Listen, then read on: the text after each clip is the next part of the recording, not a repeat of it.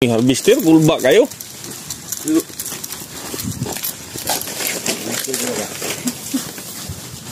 Hello mga kakwarta.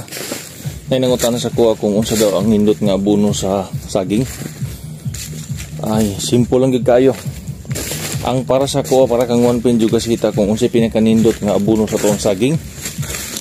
Para sa kuha dili urea, dili complete, dili DAP, dili any kind of fertilizer. Personal kayo ang ako ang tubag. Ang nindot kay nga abono sa ato ang saging, ato ang singot ug ato ang tamak. Every morning gid subayo na to ang saging kung unsay kulang, unsay ato idugang. Kay kung dili na to subayon atong saging, wala ta kahibalo kung unsay mahitabo sa sulod sa sagingan.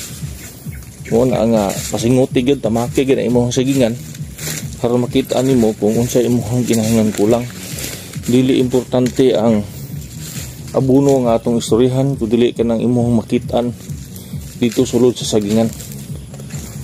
Wala siya ka-importante sa kuha. Singot ug ang imong tamak mo ay ato ang nindot kayo nga fertilizer sa saging para makita mo kung unsay naa sa sagingan.